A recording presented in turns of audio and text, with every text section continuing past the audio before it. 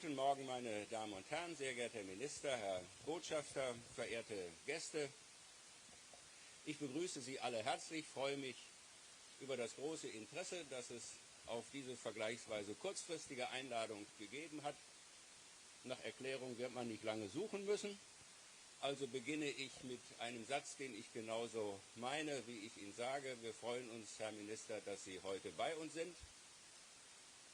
Auch wenn es Anlässe hätte geben können für den kurzfristigen Besuch eines britischen Außenministers in Berlin.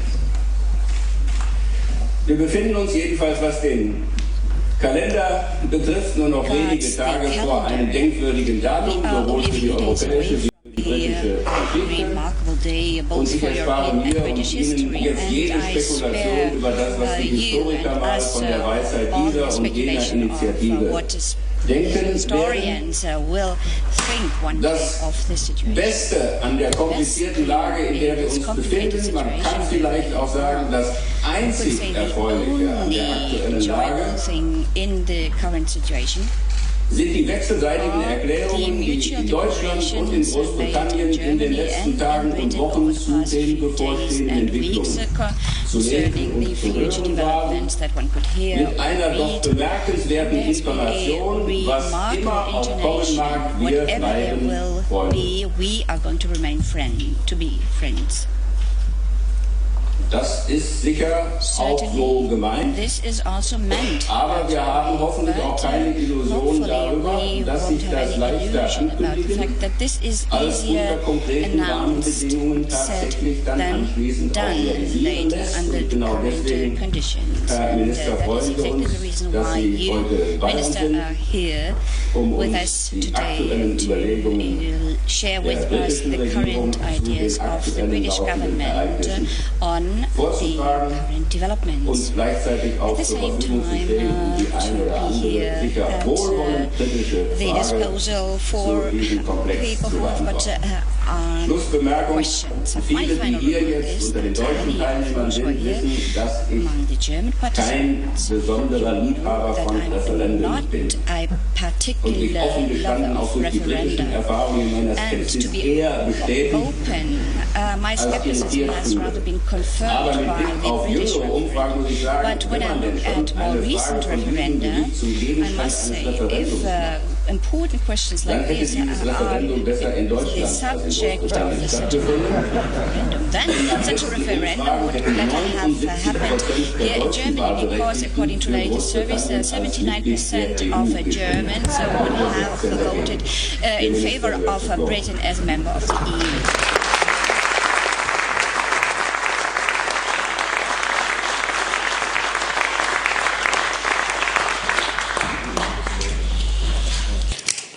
Well, President Lammert, thank you very much for that very generous introduction, and I'm absolutely delighted to be here and have this opportunity to speak at the Konrad Adenauer Stiftung, not least because Konrad Adenauer was such a visionary statesman of his time, and I think should always be an inspiration to all of us in politics who are taking decisions that must stand the test of time and the test of history. But it's a particular honour to be introduced by someone as distinguished as a former president of the Bundestag, who's had such a long and important career in German politics, but also a real pleasure to be here with my old friend and good friend Hermann Grohe, who was an outstanding Minister of Health for Germany and whom I worked very closely with when I was Secretary of State for Health in the UK on a number of issues, and it was always not just good for both countries, but also a real pleasure to work with you, Herman. So it's wonderful to see you here today.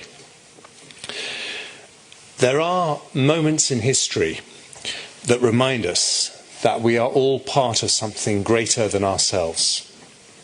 As I landed at Tegel Airport this morning, I thought of one such moment. 70 years ago, the people of this city were engaged in a daily struggle to keep West Berlin alive through Stalin's blockade. The skies above Berlin were filled with British and American aircraft laden with fuel, food and medicine, landing or taking off every 45 seconds, day and night. And for 11 months, pilots who had previously dropped bombs on Berlin mounted the greatest humanitarian airlift in history, delivering 2.3 million tons of supplies. And at first, Berlin didn't have enough runways to receive the inflow. So the people of Berlin built Tegel Airport with their own hands, taking only 90 days to construct what was then the longest runway in Europe. Our countries were just a few years away from a devastating war, and yet we were united. United by shared values, and united in opposition to those who sought to destroy them. The people of Berlin overcame their ordeal, transforming this city into what President Kennedy later called a defended island of freedom. Then, 30 years ago this year, Berlin ceased to be an island when the wall came down. As the crowd surged through the Brandenburg Gate in 1989, Berlin and its people reminded us never to take liberty for granted. Those events show that some values transcend individuals, transcend nations or transcend groups of nations, and indeed transcend Brexit as well, however absorbing or challenging that may seem. For whatever treaties or organisations our two countries may join or leave, our friendship is based on something infinitely more important and more durable. Britain and Germany cherish the same freedoms, defend the same values, respect the same fundamental laws, and face the same dangers. We are bound together not simply by institutions, but by the beliefs that inspired the creation of those institutions: democracy, openness, equality before the law, regardless of race, class, gender, or sexuality. Karl Popper, the Austrian-born philosopher, defined the distinctive quality of an open society with these words: "We ought to be proud that we do not have one idea, but many ideas, good ones and bad ones, that we do not have a single belief, not one religion, but many, good ones and bad ones. It is not the unity of an idea, but the diversity of our many ideas, of which the West may be proud, the pluralism of its ideas." More than anything else, Britain and Germany believe in pluralism as the best way of releasing the nobility of the human spirit. And there's nothing new about this. We shared these ideals in 1972 before Britain joined the European Economic Community, and we will continue to share them in 2019 when we leave the European Union. Because as I said in my response to the wonderful letter written to the Times last month by Annegret Kramp-Karrenbauer, Professor Lammert and other distinguished Germans, Britain is not going away. We're not relocating our island to the far side of the world. Our two countries may no longer be bound by the structures of the European Union, but we will remain part of a wider alliance, an alliance of values. Nations united not solely by institutions, but by beliefs in freedom, the rule of law, and human rights. An alliance that doesn't just believe in those ideals, but is willing to defend them, as demonstrated by my predecessor Ernest Bevin when he helped to establish NATO. Now, Ernest Bevin was part of the generation of humane and far-sighted leaders, alongside Konrad Adenauer, who built an assembly of rules and institutions, including the United Nations, the World Bank, and what became the World Trade Organization, to create an era defined not by bloodshed, but by peace and prosperity. The goals of the world order that emerged after 1945 were summarized by the former mayor of Berlin and Chancellor of Germany, Willy Brandt, who said, "I re-emphasize my faith in the universal principles of general international law. They found binding expression in the principles of the United Nations Charter: sovereignty, territorial integrity, non-violence, the right of self-determination." By any objective measure, that international order built by those statesmen and women has been remarkably successful. Despite the bloodshed in Syria and elsewhere, the number of conflict-related deaths as a proportion of the global population fell by an astonishing 80% between 1984 and 2016. Relative peace has allowed millions to raise themselves from destitution. When I was born, half of humanity lived in absolute poverty. Today it's less than 10%. Life expectancy has shot up. And since 2000 alone, just this century, 1.1 billion more people have been connected to electricity for the first time. So the rules-based system is not some cynical construct designed solely to protect the interests of the West, and nor will the biggest losers be in the West if this system is allowed to crumble. So when people ask what will Britain's role be in the world after Brexit, I say this: we will put to work the remarkable array of connections across the globe that history has given the United Kingdom, whether through our European friends, our Atlantic allies, or our Commonwealth family. We will seek to bind the democracies of the world together. Only if we are joined together by an invisible chain or thread of shared values will we be strong enough to withstand the challenges we face, and strong enough to uphold that international order that has served humanity so well. Right now, it would be an enormous mistake if Europe were to allow Brexit or other internal challenges to make us introspective. Because when we look inwards, our adversaries sense an opportunity.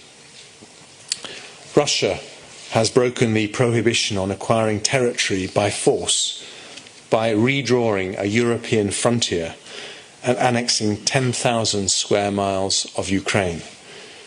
Having taken Crimea, Russia then deployed troops and tanks in eastern Ukraine, igniting a conflict that's claimed nearly 11,000 lives and driven over 2 million people from their homes. At the same time, the global ban on the use of chemical weapons, dating back almost a century, has been violated time and again in Syria, even also on the soil of my own country in Salisbury. Meanwhile, the onward march of democracy that followed the fall of the Berlin Wall has come to a halt, and some say it's going backwards. In the 2 decades after 1989, there were 29 new democracies around the world. But this century it's been different.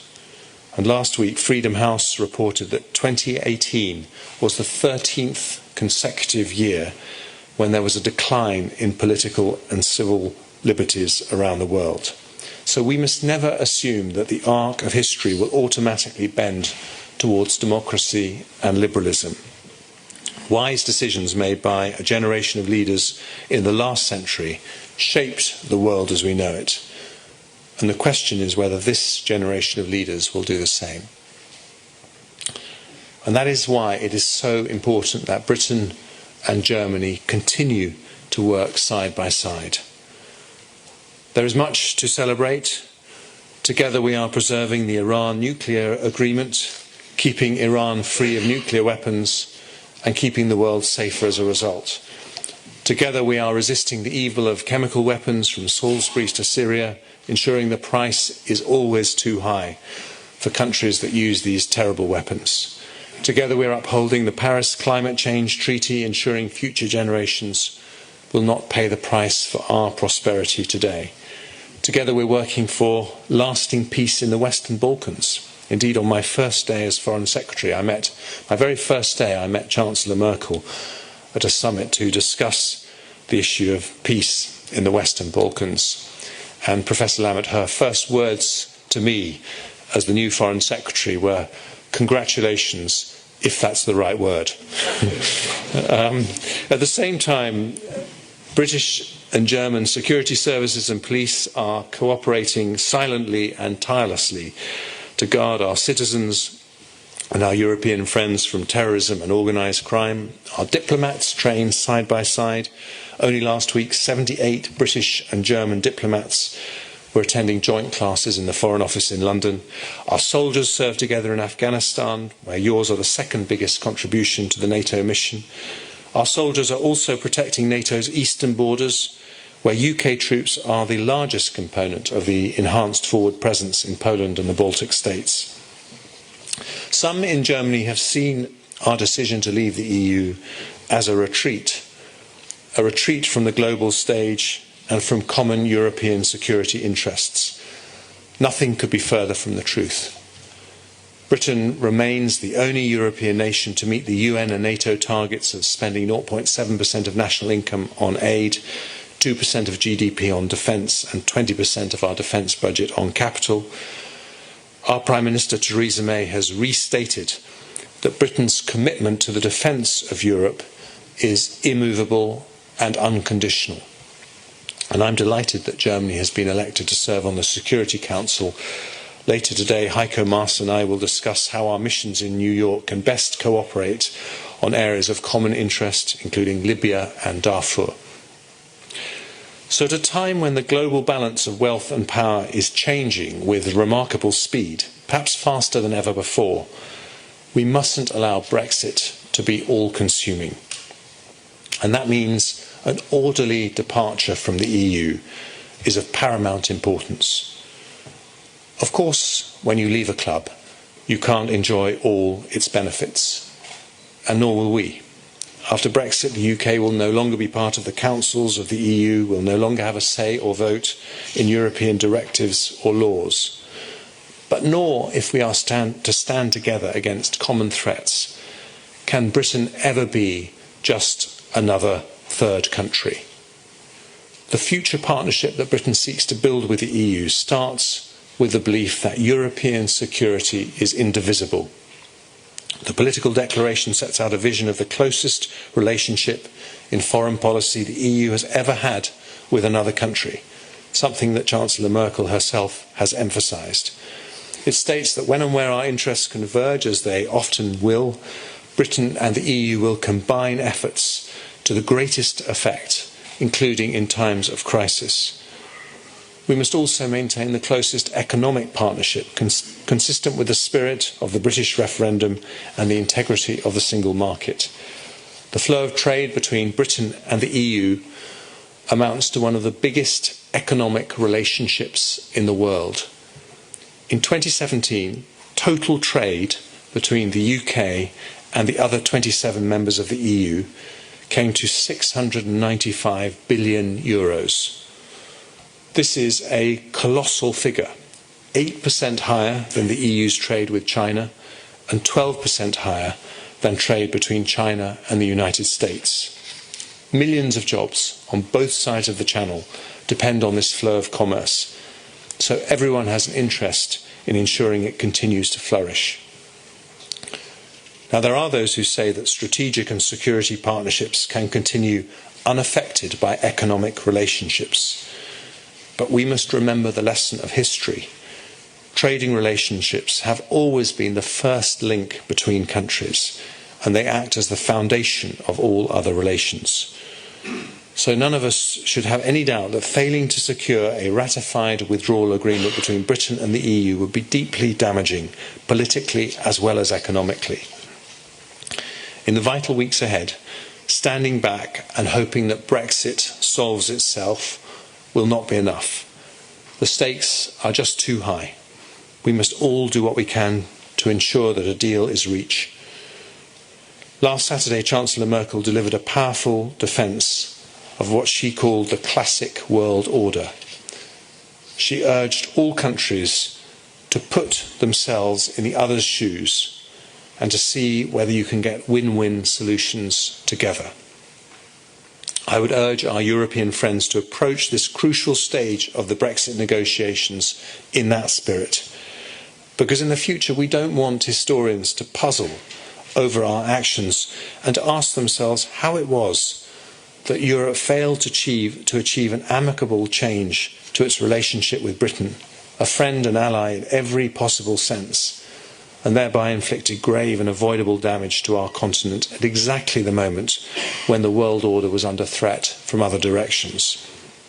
Now is the hour for the generous and far-sighted leadership of which Chancellor Merkel spoke, if we are to secure the future of a world order that has allowed both our countries to enjoy the peace and prosperity that eluded our ancestors, if we are to avoid, in Chancellor Merkel's phrase, falling apart into the pieces of a puzzle, then achieving a smooth and orderly Brexit is profoundly necessary. Now, it wouldn't be right to end this speech without a quote from Konrad Adenauer, a towering figure in the history of the Federal Republic and indeed the CDU, in whose honour this foundation is named. The only difficulty is that it means me speaking a little bit of German.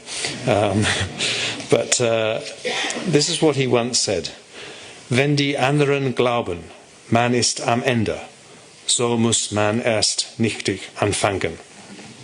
When others think we've reached the end, that's when we've got to really begin. The UK's departure from the EU is the end of one stage in our relationship, but it's also the beginning of another, and we are determined to remain the best of friends. So let me finish by returning to that letter written by Annegret Kramp-Karrenbauer, Professor Lammert and other distinguished Germans to the Times. They were most generous to Britain.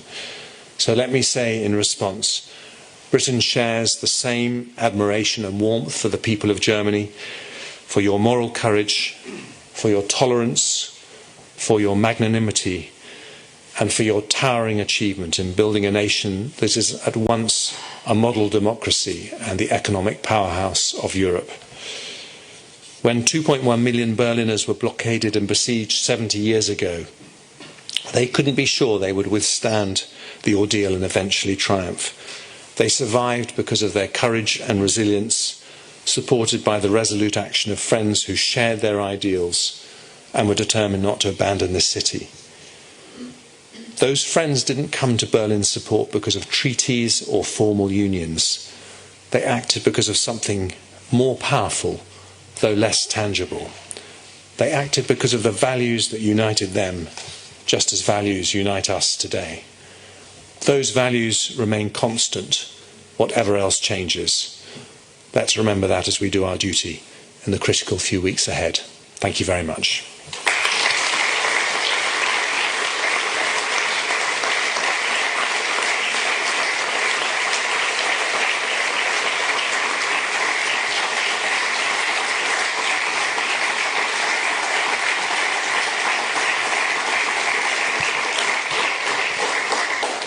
Thank you. So we'll just take a few questions from the press and then we'll move into the wider discussion with everyone else. So first of all, Michael Backfish. As the clock is ticking and we're approaching the Brexit date very fast, how likely is a postponement of the deadline of the 29th of March? And secondly, there are press reports that you wrote a letter to Foreign Minister Maas the 7th of February, where you criticized that Germany is blocking arms exports to Saudi Arabia, by that endangering European defense projects like Tornado and Eurofighter. What is your message in the talk to Foreign Minister Maas today and Economics Minister Altmaier? Well, first of all, on the question of the 29th of March, this is a very important deadline. It's a legally binding deadline. I think what's changed in the last 4 weeks is that we can now see a way that we can get a parliamentary majority for the withdrawal agreement. That seemed much more difficult before that. And that is essentially to take the deal that we have on the table in its entirety, but make a simple and important change to the Northern Irish backstop, but one that guarantees the future of the Belfast Good Friday Peace Agreement. And if we can make that change, we are confident that we can get this deal through. And the critical thing is that the British Attorney General, Geoffrey Cox, needs to be able to change his advice to Parliament that currently says that it is possible, if not likely, that Britain could be, under the current backstop arrangements, trapped in the customs union forever against its will. And that is the issue which parliamentarians have difficulty with. And so this is really the only way through the current situation, and that's why the 29th of March is concentrating everyone's minds. Nobody wants a no-deal outcome.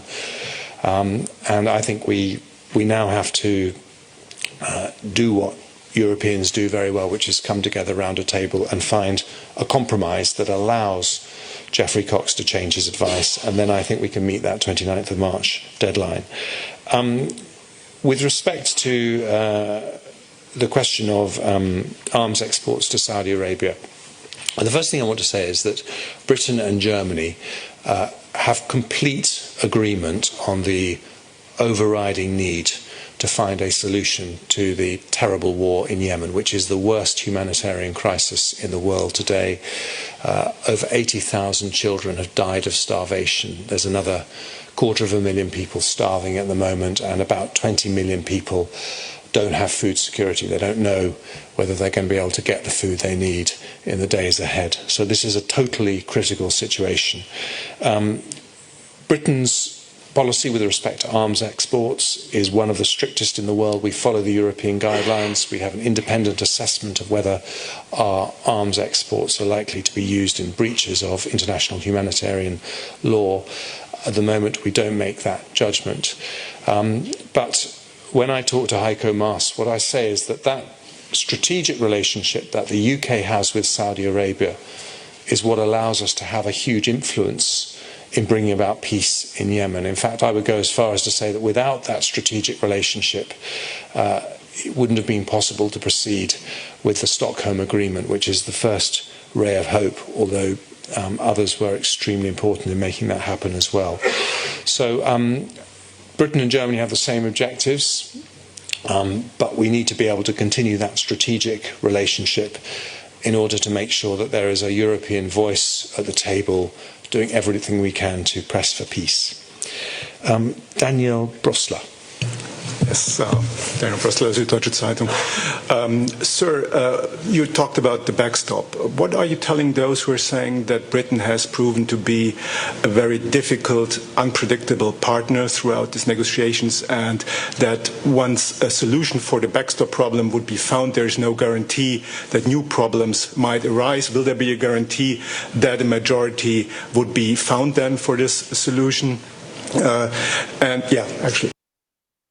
Theresa May is confident, the British government is confident on the basis of huge numbers of discussions with UK parliamentarians that if we solve the issue of the backstop, then we can pass this deal through Parliament. Brexit was going to be a challenging process in any event, but it's of course made a lot more challenging because this is one of the unusual times in our history that Britain has a hung parliament, a situation that's much more common in other European countries, but for us is a relative novelty, and that has made the situation a lot more challenging.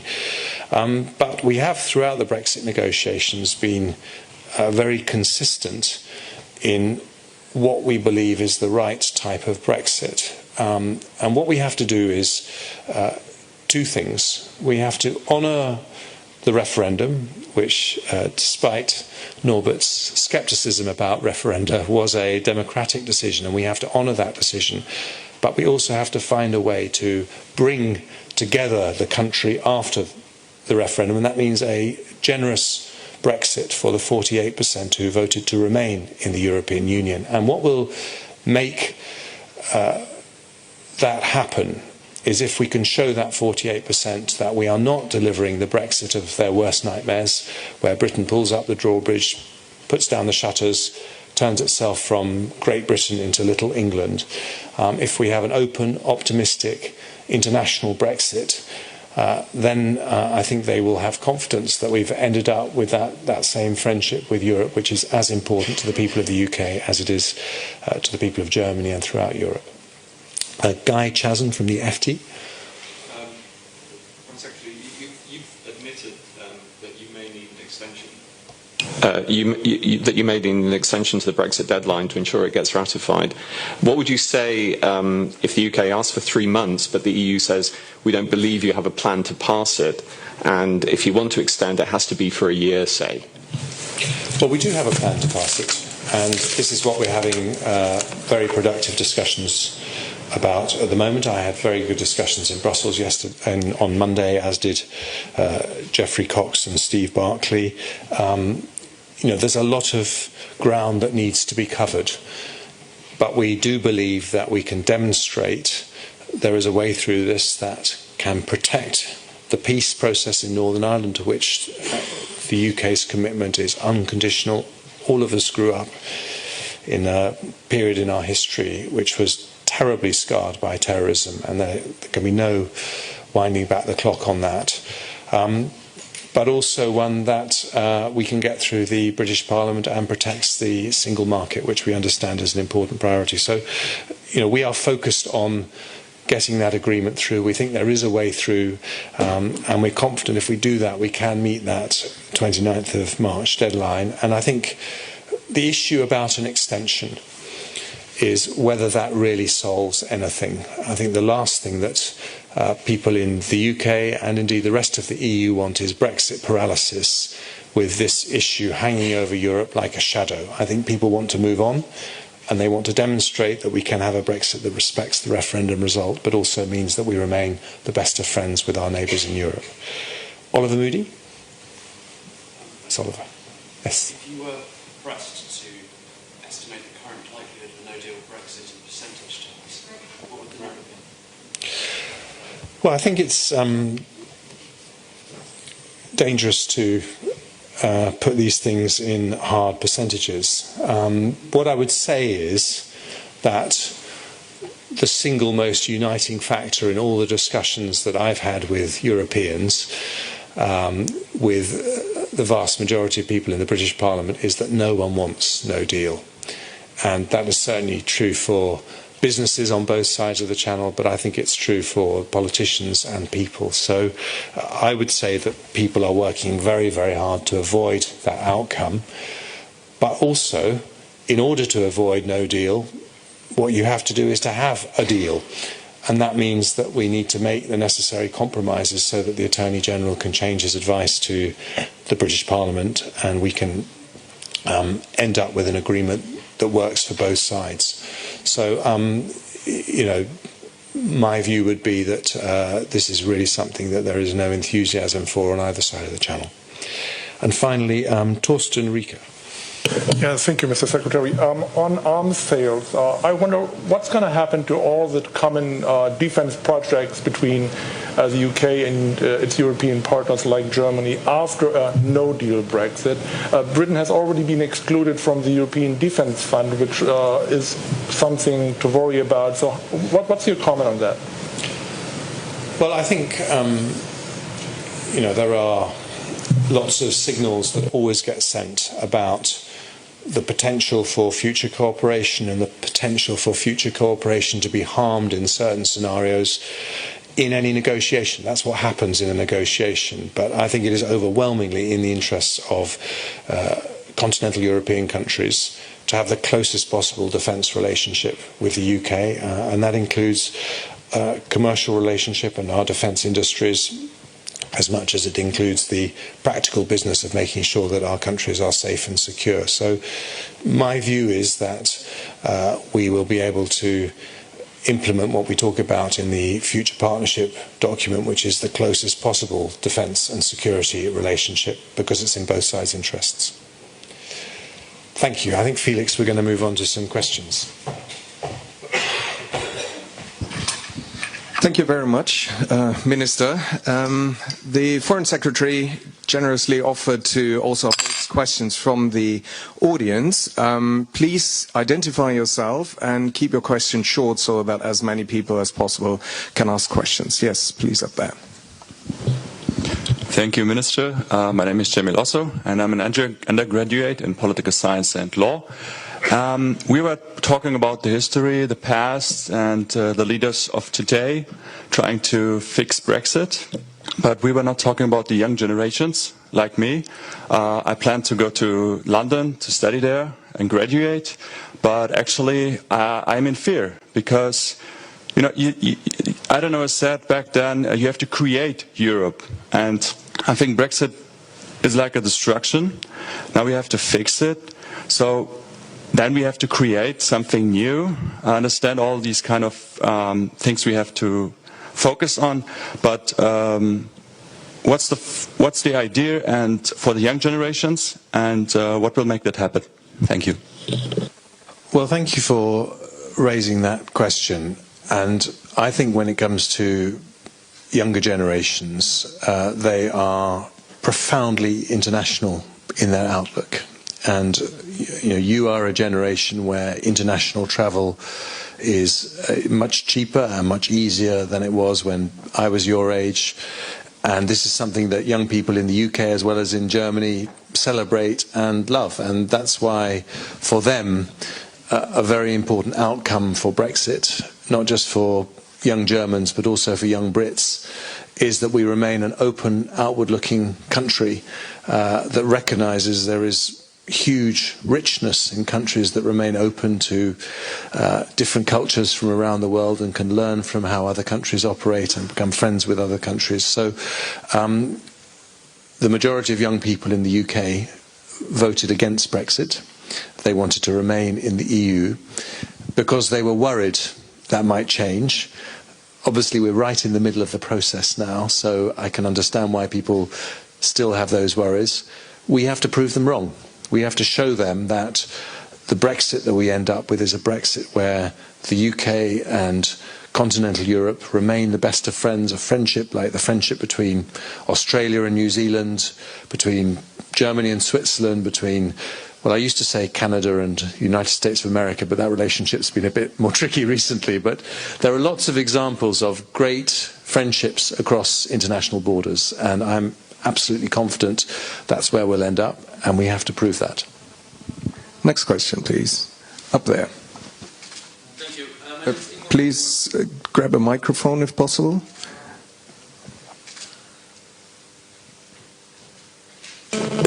Thank you. My name is Ingmar van Doorn. I'm also a student here, European Studies.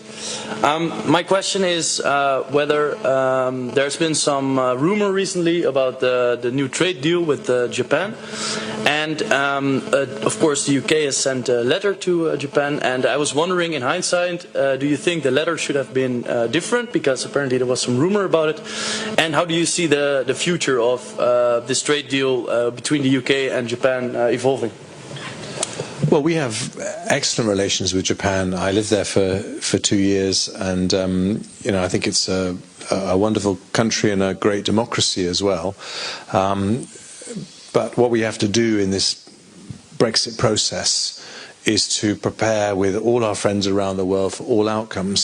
So with a country like Japan, with whom we do an enormous amount of trade, we have to prepare for the possibility that we don't reach a deal. It's not what we want. And so, you know, there are, of course, a lot of exchanges between ministers as to how to do that. And for some reason, part of one exchange found its way into the pages of the Financial Times, which happens to be a Japanese-owned newspaper. And so, you know, but I think that the truth is that, you know, we have very good relations. I've been in touch with the Japanese foreign minister, and I don't think there's any misunderstanding between us. And both sides have the priority to make sure that whatever the outcome of the Brexit negotiations, our trade remains uninterrupted. Next question. Yes, please. Yes, thank you very much for your interesting input. I would like to ask a question regarding security and foreign policy. You already talked briefly about, I guess it's working, yeah, okay. You already briefly talked about future defense in Europe, and I would like to ask you about possible solutions and problems. Okay, I hope you understand me, it's not working very well. Possible problems and solutions regarding the declining support of the NATO by the United States. Well, we are all, Germany, Britain, the strongest supporters of NATO. because it has been the foundation for our security since the Second World War, and has probably been the most successful military alliance in history. But we also have to make sure that NATO is fit for purpose for the 21st century. And at the moment, about 40% of the cost of defending Europe and keeping Europe safe is paid for by American taxpayers. So the US pays about 4% of their GDP for defense, whereas European countries are paying between 1 and 2% of our GDP. And we have to ask ourselves, looking forward, whether that is fair and whether that is sustainable. And that is an incredibly difficult political issue, not just in Germany, but in the UK and everywhere. But that is the fundamental challenge that we need to address if we really believe in NATO, as I think all of us do. So America remains rock solid in its commitment to NATO, but we have to recognize that there are long-term issues that, if we don't address, will ultimately be a threat to NATO. And that's why I think we need to take a very strategic approach and remind ourselves of just how fundamental and important NATO has been to all of our security. Thank you very much. Any other question? Please, the gentleman here in the front. Microphone. Young people, thank you, of young people studying in Great Britain, but there are a lot of difficulties at the moment. That means that all people who want to go to start in spring with the Erasmus programs, they don't know what will happen. On the other hand side, if you go to a British university, you pay now the same fees like British people. After the 1st of April, you will pay 4 times as high fees as the people from third world country. And the third thing is that all the universities in Great Britain, they just work together, and their work is subsidized by the funds by the EU, and they don't know how they should continue with the money and with their work just together. Well, thank you for raising those issues. Let me say what the UK wants. But of course we're in the process of negotiations, and we don't know whether we'll succeed in securing all that we want. We would like student exchanges to continue every bit as much as they do at the moment. We think that actually student exchanges is one of the best ways to build friendship between countries, to broaden people's horizons, and to remind young people who are going to be the leaders of the future that underneath whichever country you're from, we're all the same human beings. And so we strongly support those student exchanges. British universities are amongst the best in Europe, and also amongst the most international in Europe in terms of the number of students they have coming, not just from the EU, but actually from all over the world. And we want that to continue. So we hope that we will have a smooth and orderly Brexit that allows us to keep all the best parts of our current relationship. But it takes 2 people to negotiate. And if the EU decides that these programs can only be accessed by EU countries, well, we would think that's a great pity and a great shame. We have a question up there, the gentleman, please. Thank you. Mark Fisher from G+ Europe, once upon a time actually with Konrad Adenauer Stiftung. Minister, I was very heartened by the tone of your speech, underlining the common values that bind us together, that hopefully will continue to bind us together after Brexit. But values are one leg of the relationship between states. The other one is interests. What I'm a bit afraid of, and what we saw in the negotiations also, and nobody can really say that the negotiations on Brexit have gone very well. We all hope that we'll be far further along the road by this point, is by the UK stepping out of the European Union, there are a myriad of situations where the interests of the club, the EU, and the interests of the UK will be in opposition. We have to factor that in, and at the same time, what I hope, and I would like to get your view on this, think beyond the logic of just the negotiations of 29th of March, and as you underlined, think about what binds us in the relationship that will remain important because, as you say, UK is not going anywhere and will remain a very important partner. What I'm a bit afraid of somebody who has followed international relations for a long time, is the nature of the negotiations as we have seen them has the potential to poison the relationship a little bit. What do you see in your European counterparts today? You see your German counterpart, but of course you also go to France, Italy, other countries.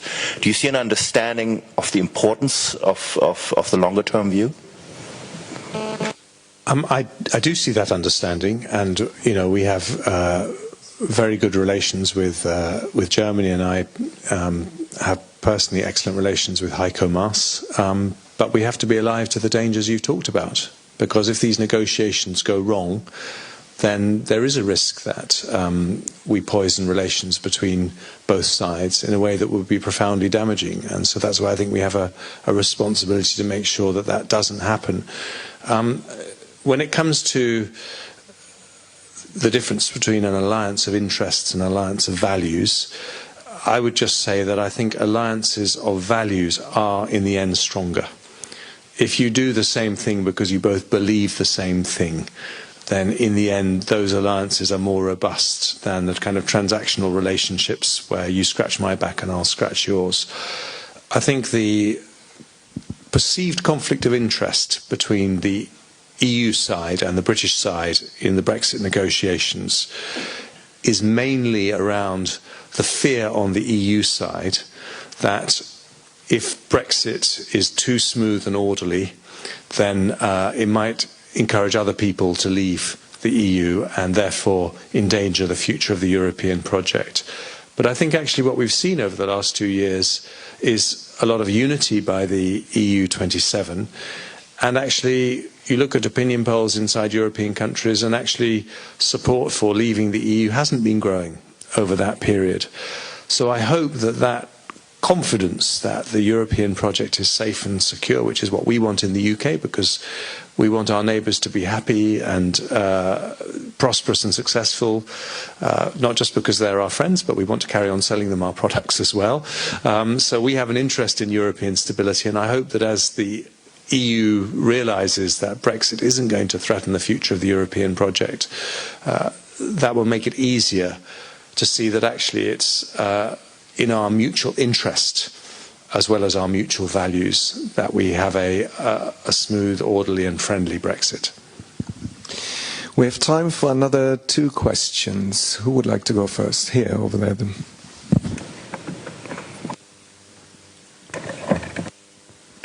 Okay, wonderful. Thank you very much for your speech. Leon Zurman, I'm an international affairs student here in Berlin.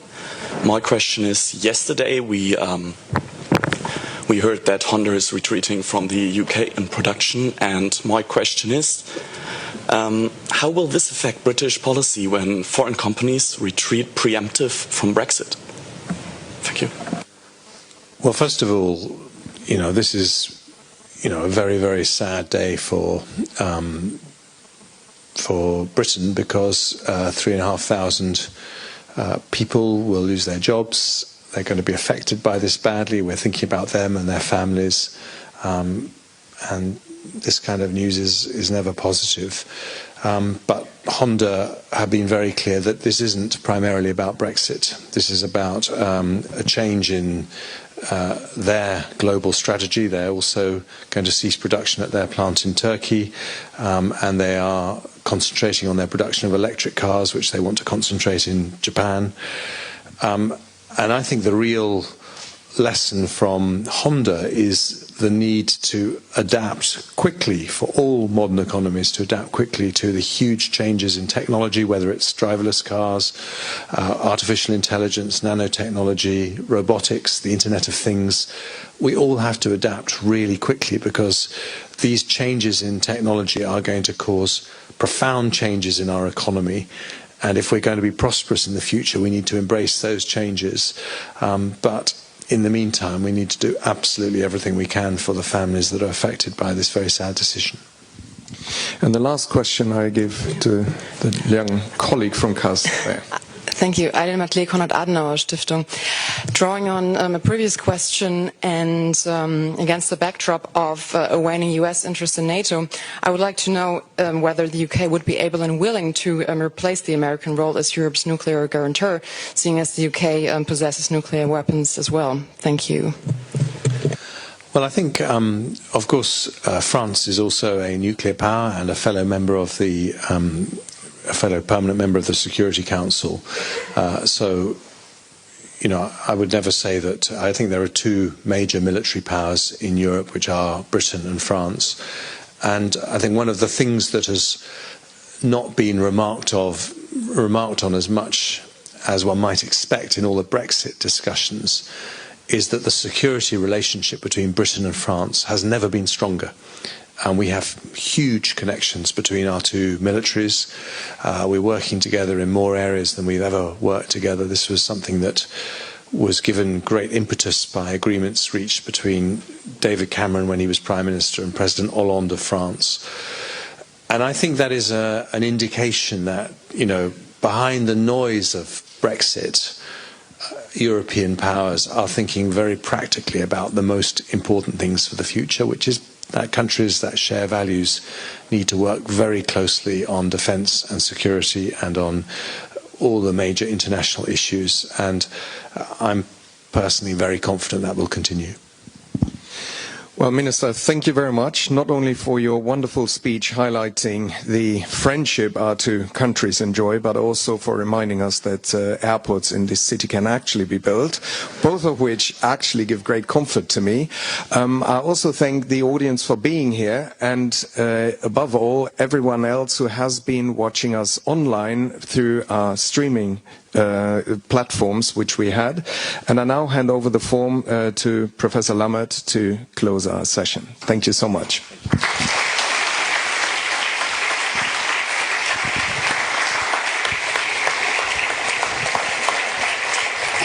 Dear Minister, ladies and gentlemen, I'm now responsible for the orderly departure of our meeting, which you have asked for the exit of the Brexit negotiations. And this is indeed a bit easier than the ultimate negotiations on this issue. Ich bedanke mich sehr bei Ihnen allen, dass Sie hier gekommen sind und insbesondere natürlich bei Ihnen, Herr Minister, für diesen interessanten und in mancherlei Hinsicht auch nachdenklichen Vormittag. Wir sind natürlich alle dankbar, dass Sie gesagt haben, was wir erwartet haben, dass nämlich, was immer auch nun in den nächsten Wochen passieren wird, wir Freunde bleiben wollen. Aber ich habe mich dann nicht erst heute Morgen, aber heute Morgen eben auch wieder einmal daran erinnert, an die vielen hundert, um nicht zu sagen 1000 ähnliche Ansagen, die es von Ehepaaren bei der Ankündigung ihrer Scheidung gegeben hat. Wir trennen uns, aber wir bleiben Freunde. Und in den meisten Fällen war das ernst gemeint. Und hat dann dennoch nicht funktioniert. Nun ist das eine und das andere nicht ganz dasselbe. Aber die Eigendynamik von Trennungsprozessen hat ihre Logik, die man nicht unterschätzen sollte. Und deswegen sind wir uns hoffentlich über die Verantwortung bewusst, die sich daraus nicht nur bis Ende März dieses Jahres, sondern insbesondere auch für die Zeit danach ergibt. Und mich hat auch ein bisschen nachdenklich gestimmt, was Sie gesagt haben zum Verhältnis von Werten und Interessen. Und dass in the long run dann die Werte doch robuster seien als die täglichen Interessen. Wenn das so wäre, hätte das Referendum in Großbritannien anders ausgehen müssen, als es ausgegangen ist. Und deswegen, wir sollten auch keine Illusionen pflegen, was die Herausforderungen betrifft, vor denen wir stehen. Da wird es bis Ende März und für die Monate und Jahre danach gewaltige Herausforderungen geben, die wir zugegebenermaßen sicher ein bisschen eher besser bewältigen können, wenn wir es in der erklärten Bereitschaft zur möglichst engen Zusammenarbeit tun, wie das auch heute Morgen noch einmal zum Ausdruck gekommen ist. Und wenn wir denn schon, was meine Befürchtung ist, dem Vorrang der Werte vor den Interessen nicht restlos trauen dürfen, dann empfehle ich uns mal, das wechselseitige Bekenntnis, wir bleiben Freunde, im Auge zu behalten, mit einer Träne im Auge, aber mit hoffentlich dennoch ungetrübtem Blick auf unsere Interessen. Und unser Interesse muss sein, so eng wie möglich, an so vielen Stellen wie möglich zusammenzuarbeiten. Vielen Dank, Ihnen allen einen schönen Tag.